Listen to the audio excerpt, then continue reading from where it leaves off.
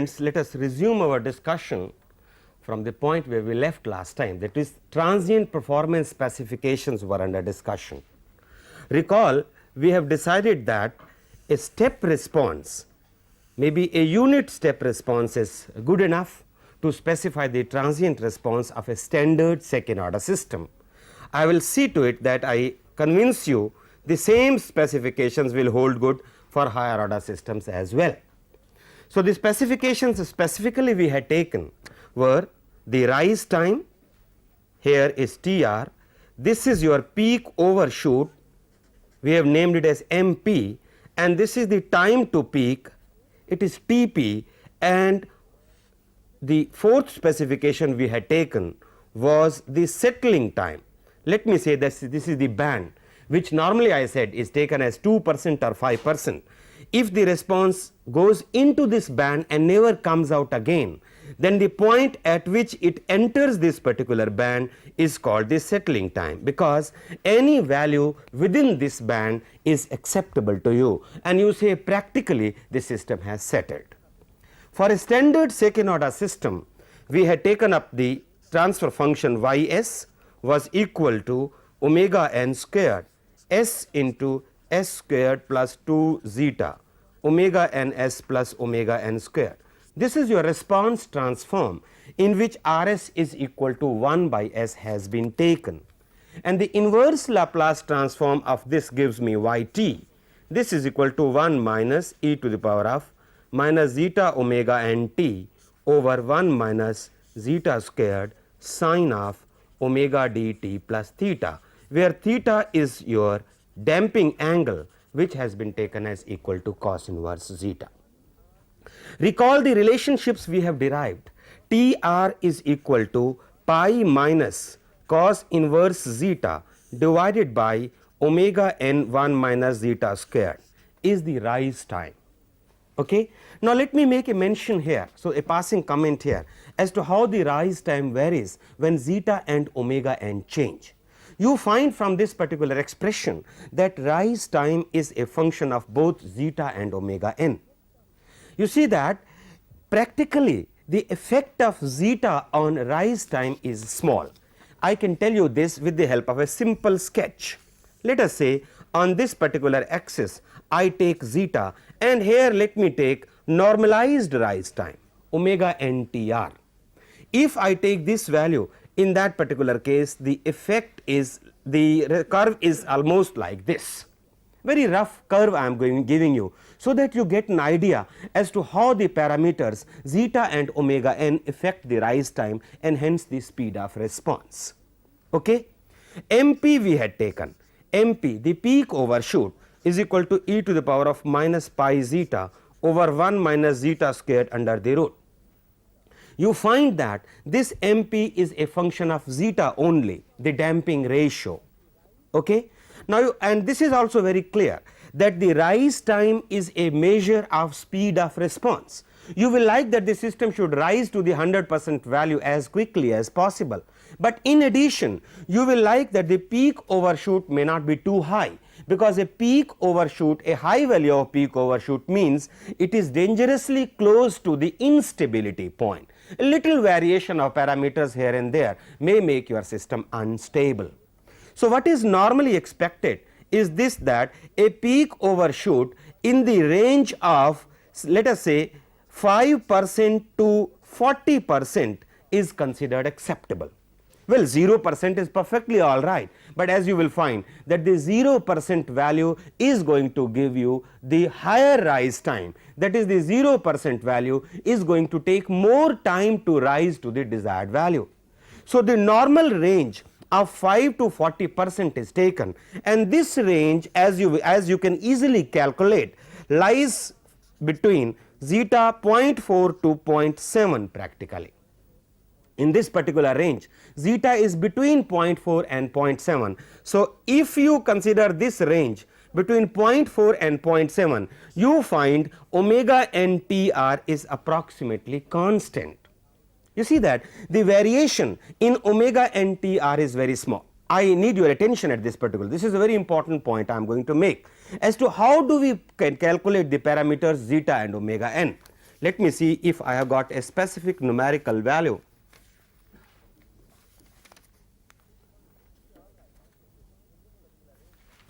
Fine, this should be all right, I think, in this particular range if we take. So, zeta is equal to 0.4 to zeta is equal to 0.7. The numerical value I was checking was this. Please do verify the corresponding values of peak overshoot from this relationship. Okay? You can easily calculate. The normal value of, I am not remembering the exact numerical value, that is why I have encircled in a red circle for you to verify that. So, if I take that 0.4 to 0.7 is the normal range of damping ratios which are taken in industrial applications, then with respect to this normal range you find that the change in the rise time is very small. So, it means as far as normalized rise time is concerned, it is not very much affected by the damping ratio, an important point. Not, it is a qualitative statement. Quantitatively, yes, as you decrease the damping, the normalized rise time is reducing, but that reduction over the range we are interested in is so small that we can practically say that normalized rise time is not affected by the change in the damping ratio over the range between 0.4 and 0.7. So, if that is the case, then omega n T r is approximately constant, and please note that in that case we can say that rise time T r is an inverse function of omega n, the undamped natural frequency. Very important conclusion will be used all through, even in frequency domain discussion. You say that T r is equal to 1 over omega n into a certain constant. So, it means T r is a function, inverse function of omega n, though zeta affects it, but not to a great extent. So, it means what is the design tip? The design tip will be you make the parameters, you change your parameters, you design your parameters in such a way that omega n becomes as large as possible. So, it means a good design will always call for, please see, you should always set in your mind as to what are the design values you are looking for. A good design will always call for a largest value of omega n, because you want, if possible, the rise should be instantaneous. If the rise should be as quick as possible, you make your omega n as large as possible.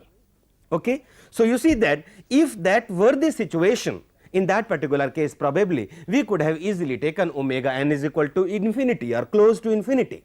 But unfortunately this is not possible, this is not allowed. The reason being, though the frequency domain performance specifications I am going to discuss, the main important reason is this, that if you make your omega n larger, the bandwidth of the system is larger. The precise definition of the bandwidth I will give later, but at this juncture I want you to exercise your intuitive information of bandwidth. So, for a very large value of omega n, the bandwidth of the system becomes very large. So, what will happen? There is no problem if this relationship is to be seen. So, let it be large bandwidth, but what will happen if the large bandwidth is there, then high frequency signals, normally the high frequency signals are noise signals. The high frequency signals will also enter the loop and will affect the system performance. You see that normally the useful signals, the control signals in the process in a loop are low frequency signals in all typical industrial control applications. All high frequency signals are noise signals. A larger bandwidth means the noise signals will affect the loop performance, and therefore the output which you are getting may be a result of the noise signals and not the actual signal, and hence the performance of the system is at risk. This is one of the most important considerations of limiting your rise time. You see, you cannot take your rise time as small as is theoretically possible, because there are practical considerations. You want to limit the bandwidth so that the noise signals are not acted upon by the process, acted upon by the loop. The noise signals are filtered out, and for that reason omega n is limited, and hence rise time is limited.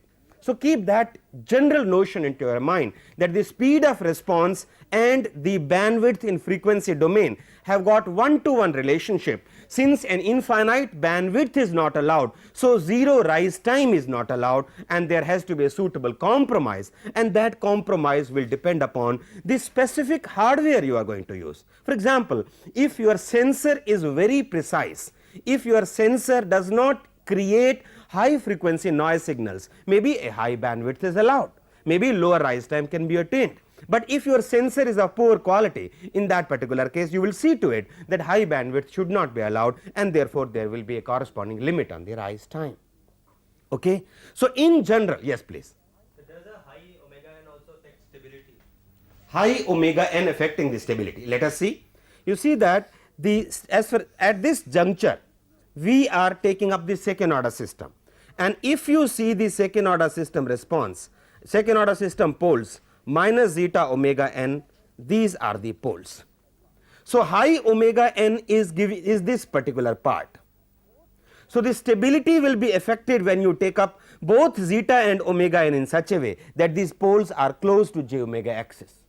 So, the poles, as you will see, are primarily affected by zeta. The stability is primarily affected by zeta. It gives you higher amplitudes because you go closer to the j omega axis. It gives you higher amplitudes, that is higher peak overshoot, and hence the risk of stability. That is why you see that stability is guided by this MP is equal to e to the power of minus pi zeta over 1 minus zeta squared under the root.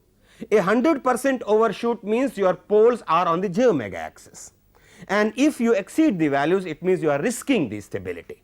So, it means, since he has posed this question, please, zeta you can say is an indicative of relative stability, and roughly speaking omega, though we are taking a standard second order system, we have to suitably extend this logic to higher order system, but as a rough measure I can say that zeta is an indicative of stability, relative stability, and omega n is an indicative of rise time, that is the speed of response.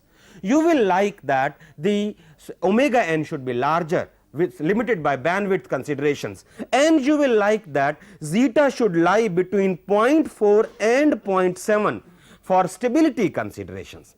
Larger than 0.7, peak overshoot is reduced, but the rise time all increases in the process, those limit slightly with value larger than 0.7, but with values less than 0.4 there is a likelihood that the peak overshoot will become high, and the dangerous risk of going closer to instability will be there. Okay. These are two important points we have discussed. TP is identical to rise time as far as qualitative behavior of the system is concerned. You can see that TP is equal to pi over omega n 1 minus zeta squared under the root. A larger value of omega n gives you a smaller value of TP, the peak over the time to peak, and it is obvious smaller TP means quick is the rise of the system to the desired value, and hence you are in a better situation because the system rise will be quicker. Okay. So, with this now I go to settling time. A very important concept in settling time is involved, and I will really need your attention and your discussion on this, because the settling time, as you will see, has been presented in different ways in texts. My presentation is as follows. I put it this way, please see, this is 1 and here is the typical response. Let me take the band, and typically let me take this to be a 5% band. Okay. Please see that, let me take a particular value of zeta is equal to 1.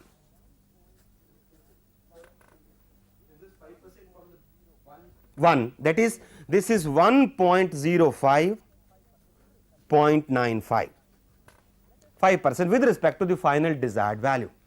Let us say that this is the critical damping corresponding to zeta is equal to 1. Okay. Now, this on this particular axis I am taking omega nt, normalized time, and on this particular axis I have y. Please see now, look, keep this curve in mind, because I may not be having this slide all the time in front of me. You must keep this in curve in mind as to what is the corresponding effect when zeta keeps on changing, that is when more and more oscillations come up. Just see, here I am taking zeta versus omega n Ts settling time, zeta versus omega n Ts. Let me take the step response curve here also at this particular point. Let me put the band here as 0.95 to 1.05. Let us say that this is the curve. You see, I am exaggerating the scale to make it clear. I will definitely request your attention on this point, please. Let us say that this is the curve corresponding to zeta is equal to 1. Okay? And I assume that at corresponding to zeta is equal to 1, the at this particular point, the corresponding value time here I am taking as 5. So it means zeta is equal to 1, this is omega n t, this is your y. Corresponding to zeta is equal to 1, the normalized settling time is 5. I am taking this as the value. Okay? Help me please, what will happen? And let me take this point here as 5. Okay, I am at this point. What will happen if zeta becomes equal to 0.9? I need your help please. Keep that curve, the total normalized curves in your mind. Zeta is equal to 1 is the critical damping case, and I say that normalized settling time as observed from the curve is 5. Now I am taking zeta is equal to 0.9. Help me, what will happen to normalized settling time? Will it decrease or increase? Decrease. Okay, let us say that it decreases to 0.4. These values 5 and decreases to 4. These values are more or less correct values because I know the numerical values over here. Okay, I am taking it still further. I take the value to zeta is equal to 0.7. Help me again. I think you will say it will again decrease. Is it okay please? Will it decrease please at zeta is equal to 0.7? Okay. So at zeta is equal to 0.7 I am taking this value. But please note, here is a point of caution. At zeta is equal to 0.7, when you take this curve, it touches the upper bound. It just touches the upper bound please at zeta is equal to 0.7. Now help me, up to zeta is equal to 1 to zeta is equal to 0.7, I agreed to what you said, that the normalized settling time is decreasing, and I have made this as the plot. And it is obvious that it is decreasing because it is entering into this particular band early as the zeta value is decreasing. But at zeta is equal to 0.7, as you can examine from the generalized normal curves, you will find that the overshoot is 5%. It means this is going to touch this particular line. Well, there is no problem, still this particular curve lies within the 5% band. Now you have to help me, what will happen if zeta is slightly less than 0.7? In that particular case, please see, this particular band is going to be crossed, and hence there is no decrease. You see that the new settling time will be the time at which this particular point enters this particular band again. So it means at zeta is equal to 0.7, I can say that there is a sudden rise in the settling time. Look at the definition, settling time is not a linear curve. There is a sudden rise in the settling time at zeta is equal to 0.7 because of the 5% overshoot.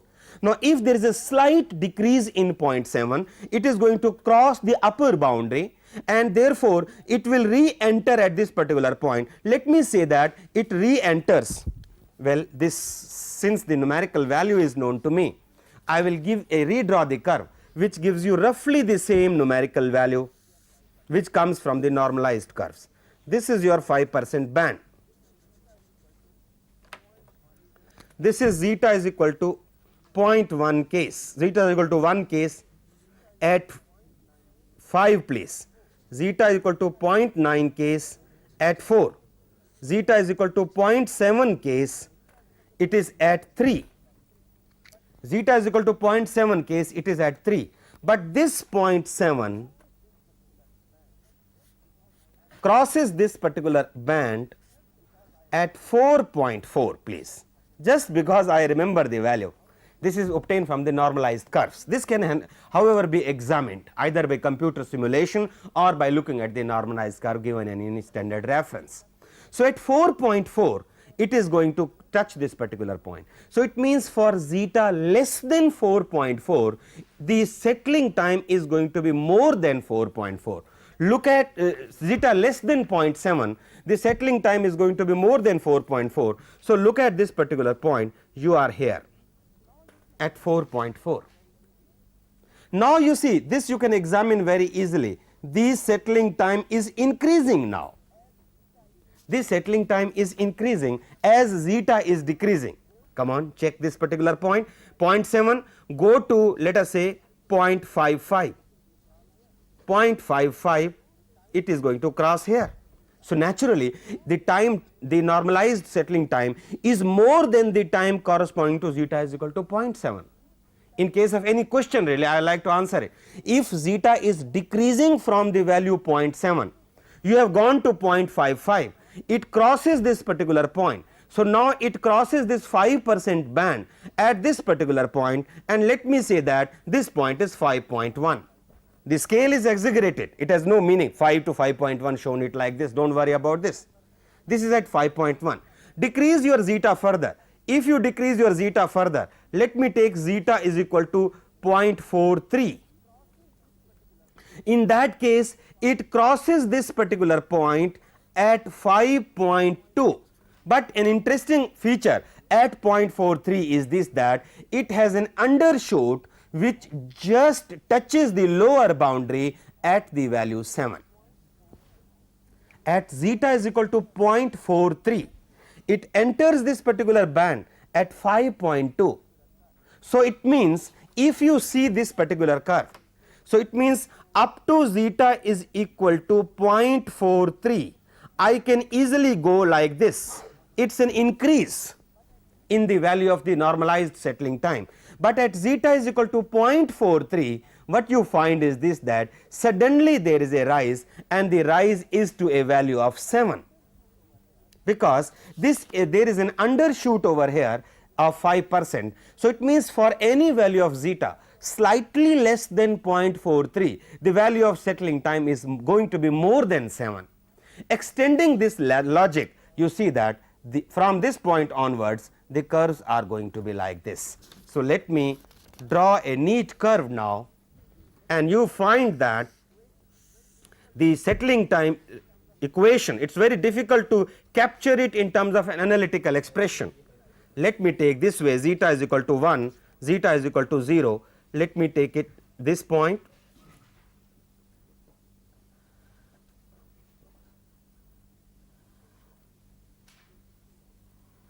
and so on. This is going to be the curve. The crucial point of interest to us is roughly zeta is equal to 0.7, and between zeta is equal to, now you see the difference between zeta is equal to 0 to 0.7, the normalized settling time, it is the normalized settling time, please, omega n is still in the picture, the normalized settling time is increasing, and in this particular case from 0.7 to 1 the behavior is different, as you will see, 0.7 to 1. As zeta is increasing, your normalized settling time is increasing. On this side, as zeta is decreasing, your normalized settling time is increasing, and hence this particular curve has to be kept in mind before you take up this particular performance specification. Okay? Now, since the behavior in this particular range is more or less identical except these particular bumps, at least this relationship is valid, that as zeta decreases the normalized settling time increases. Let us try to capture this in the form of an analytical expression.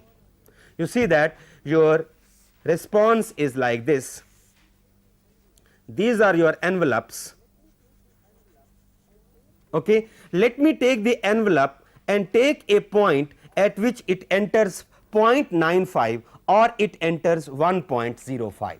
Let me take this as the point, because at this particular point I want to determine as to what is going to be the settling time Ts. So, it means 1 plus e to the power of minus pi minus zeta omega n t divided by 1 minus zeta squared is equal to 1.05. You can roughly take this as the Ts value. Please see, I am taking roughly this, instead of going to this curve in between, I am concentrating on the envelope. I said that let us capture this particular part in the form of an analytical expression, an approximate analytical expression. Getting an analytical expression for this part is going to be difficult. Okay? So, I am going to capture it in an approximate analytical expression, and I go this way, please. 1 plus e to the power of minus zeta omega n Ts divided by this value is equal to 1.05, that is, this is the point, and this point I consider is the point corresponding to the settling time, an approximation, because I know all these curves will always remain within this particular envelope, and hence this seems to be a reasonable choice for the settling time if I am looking for an analytical expression. Okay? If that is the case, in this particular case, please see your zeta omega n Ts is equal to log of 0.05 1 minus zeta squared under the root. Okay? And therefore, from here I get normalized settling time omega n Ts is equal to 1 over zeta log of 0.05 1 minus zeta squared under the root.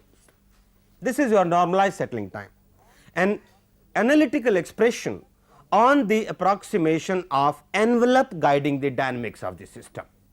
Okay? Now, if I look at this particular part, please see this particular part, it varies from minus 3 to minus 3.3 for zeta lying between 0 and 0.7. I am looking for that part only between zeta is equal to 0 to 0.7, because behavior is identical in that particular part. In the other part, behavior is going to be different. And since the part which is of prime interest to me is only between 0 and 0.7, because mostly damping ratios are between 0.4 and 0.7, and therefore I am interested in an analytical expression in that range only.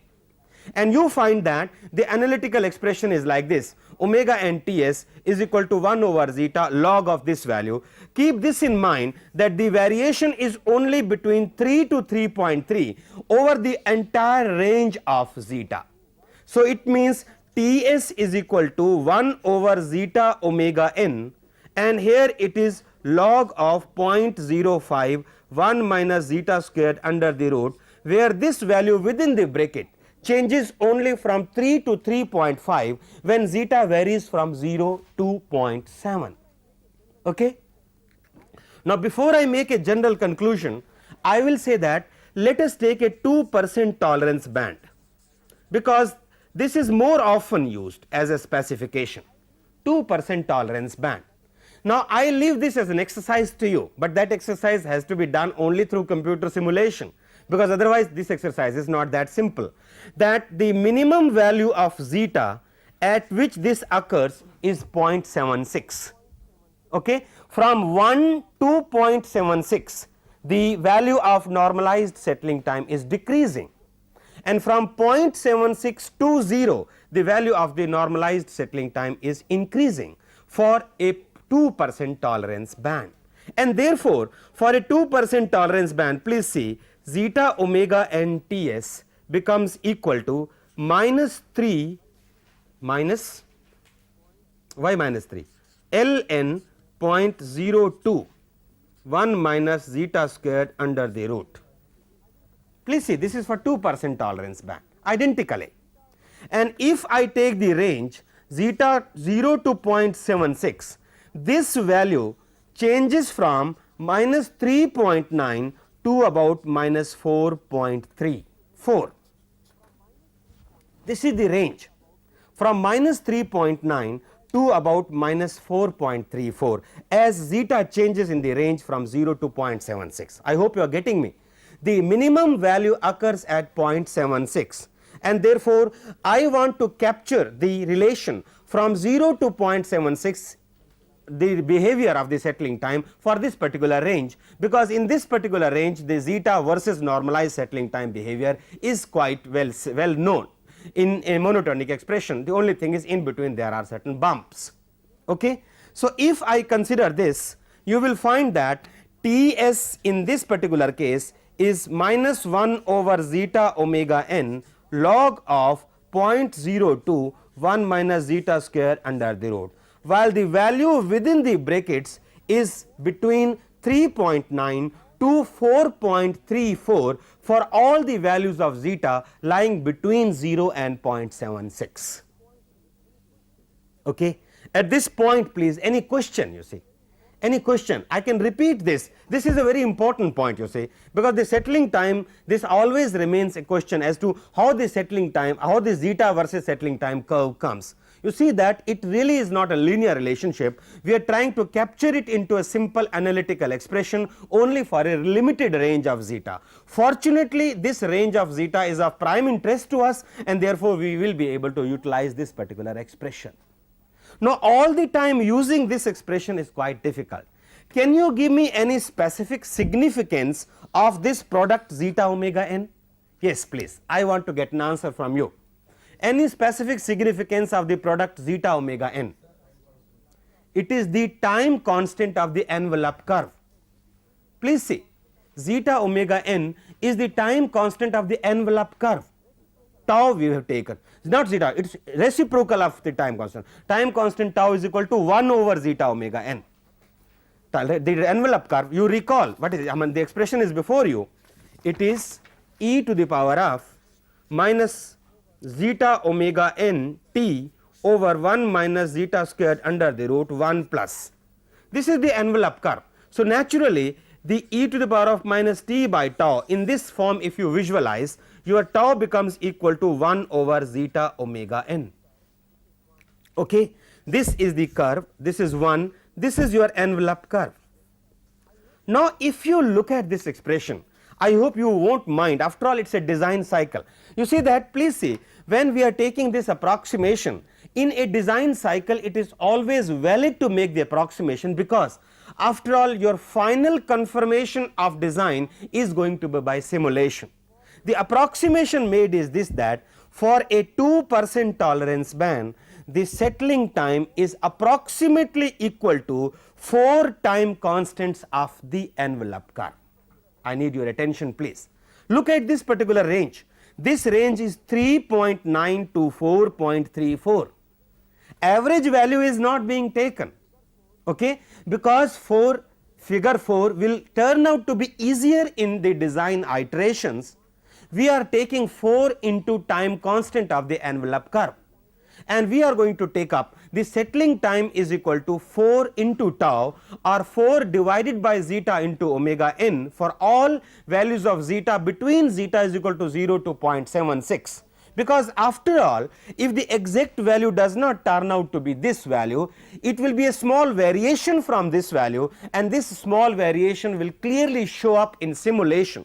Your design is finally going to be confirmed by simulation. So, let us make the design iterations simpler, and this is what is done in normal practice, and I take that Ts is equal to 4 by zeta omega n as the standard relationship for my discussion throughout the course. I may make a mention here, different textbooks may give different formula for this, different relationship for this. At least 4 or 5 different forms are in usage, but you see, practically speaking, it really does not make a difference. It is only a qualitative help. After all, quantitatively you are going to simulate your design situation, your design, and if the design is not acceptable, it will clearly show up in simulation. So, that is why we have to stick to one value. To my mind, this value is more appropriate, because at least it is easier to work with, okay?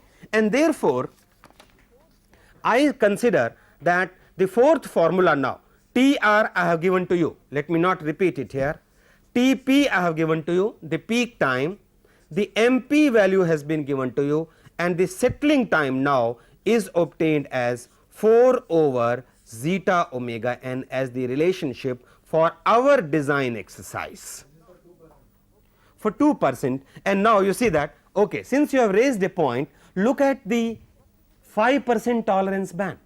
What should be the approximation? Can you give me some crude approximation for 5% tolerance band? 3 is probably a very important, very useful figure, 3 into the time constant of the envelope. So, for a 5% tolerance band, you will take your settling time is equal to 3 tau, where tau is the time constant of the envelope curve, is equal to 3 over zeta omega n when you take a 5% tolerance band. But again please see, if I do not specify in my design exercises the tolerance band, by default we are going to take this to be a 2% tolerance band, and therefore T s is equal to 4 by zeta omega n is going to be our formula. Okay? By default we will always assume that, well, 2% tolerance band is specified, because this is more often used. Okay? Otherwise, yes, you have very rightly said T s is equal to 3 by zeta omega n could be a reasonable choice as far as the value of settling time for 5% tolerance band is concerned. Okay?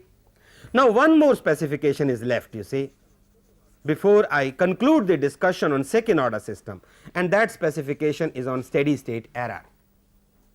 The steady state, yes please. So, when increasing omega n, it's going to help TS, TR, TP, everything. Yes. But will it lead to saturation of devices or something, because it comes in numerator? Yes, okay. Now you please see that, well, I thought that can I just delay your question, answer to your question after the steady state is reached, because all the 4 I am going to take together as to what is the effect of zeta and omega n and how the conflict is there. I am going to answer this please. Okay? So, let me take this relationship also, and then I will answer your point. There is definitely a conflict, as you will see. 1.0 I am taking. Now, you can see that for the step response the steady state error is 0. This is clear from the curve, or it will be clear from the expression as well. Y t is equal to 1 minus e to the power of minus zeta omega n t 1 minus zeta squared under the root sin omega d t plus theta. You can see, let t go to infinity. As t goes to infinity, y goes to 1, and therefore at in the limit t tends to infinity, y tends to 1, and hence the steady state error is 0. Okay? Now, as I said that if you have steady state error 0 to a step input, you cannot be very happy. It is not a happy situation that your design is acceptable to the user. No, design is acceptable from transient performance point of view as far as step input response is concerned. If the steady state performance is to be evaluated, you have to consider all the inputs, at least the standard inputs, step, ramp and parabola. So, step we have taken. Now, let us take the ramp. For the ramp, R s is equal to 1 by s squared. This is for the ramp, and y s becomes equal to omega n squared over s squared plus 2 zeta omega n s plus omega n squared. Let us take the inverse of this. Y t equal to, well, I remember it because of quite often usage, t minus 2 zeta omega n, in this particular case minus e to the power of minus zeta omega n t over 1 minus zeta squared sine of omega d t plus theta. This is going to be the value of y t as t tends to infinity. Let me check this expression please.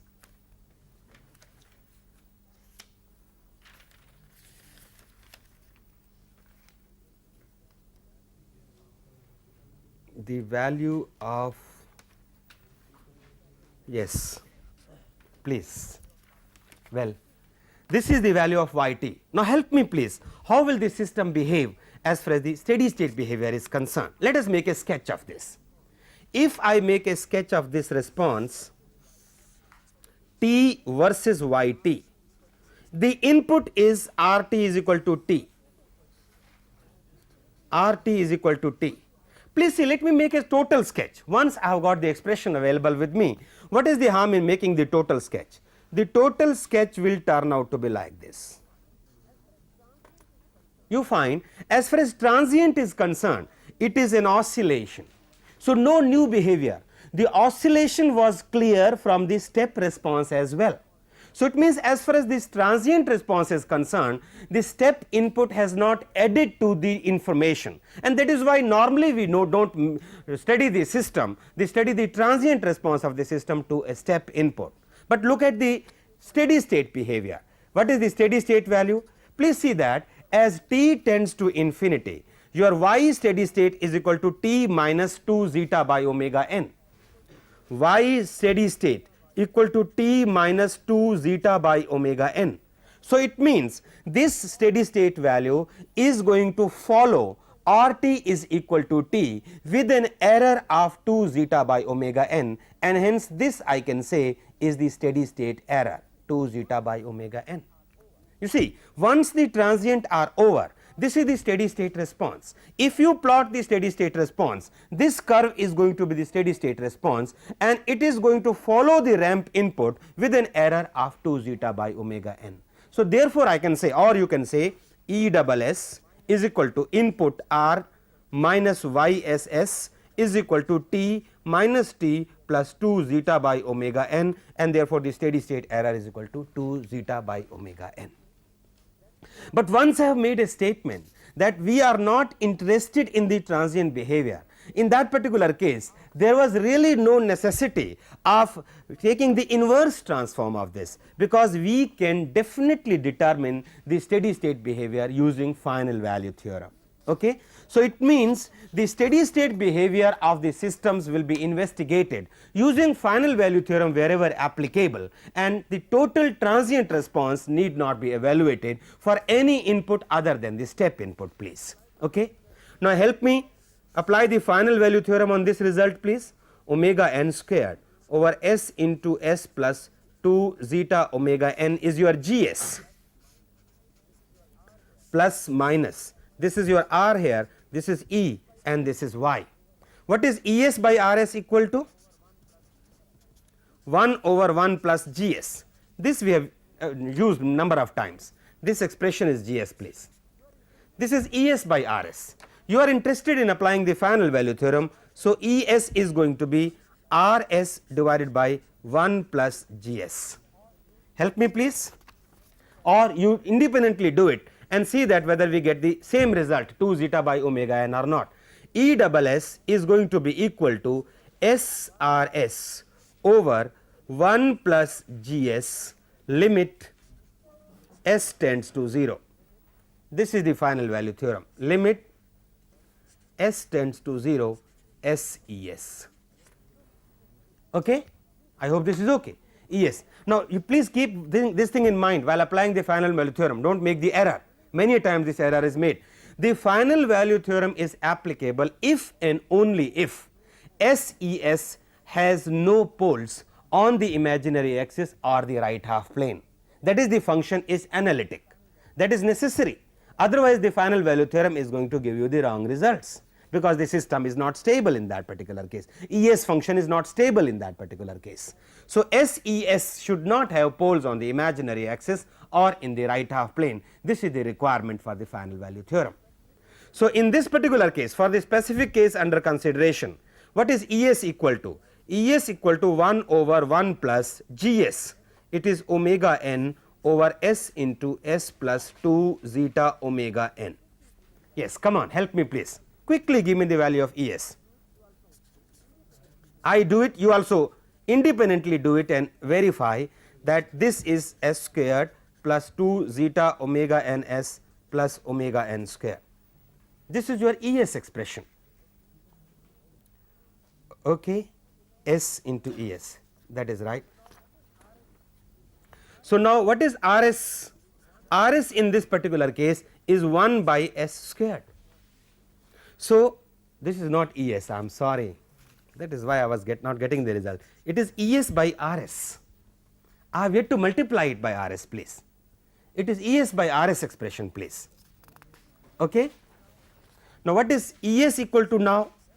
ES equal to S plus 2 zeta omega n divided by S squared plus 2 zeta omega n S plus omega n squared into S. Is it okay please? RS is equal to 1 by S squared has been substituted. What is SES? SES is equal to S plus 2 zeta omega n over S squared plus 2 zeta omega ns plus omega n squared. Please see that this particular function has no pole on the imaginary axis or in the right half plane, and hence final value theorem is applicable.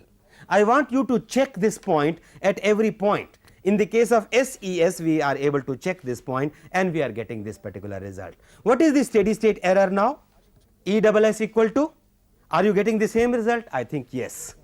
You are getting the same result, 2 zeta by omega n, and therefore the steady state error can be evaluated using the final value theorem. Yes, I know that I have only 2 minutes, and in 2 minutes you answer my question and then leave the hall. My question is this, that what is the steady state error to unit parabolic input? This is my question to you. His question about TR, TP, TS and the conflicting nature of that I am going to answer next time. You answer this question for me.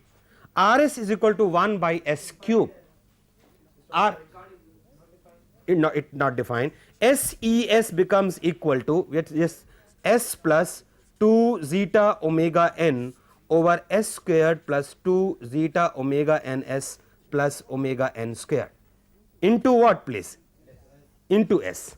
Please see that the final value theorem in this particular case is not applicable, because SES does not satisfy the requirements of final value theorem. But still, can you answer from this very expression what will be the steady state error? Do not apply the final value theorem, I do not say that, but still I think the answer to my question is visible from this expression.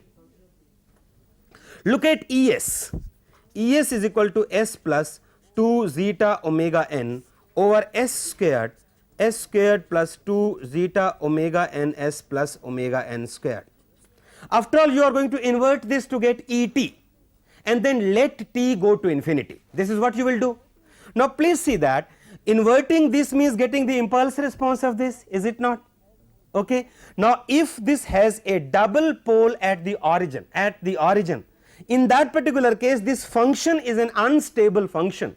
So it means if you invert this, ET is going to grow with time, and surely as t tends to infinity, the value of E will go to infinity, and hence the steady state error for a parabolic input is infinity.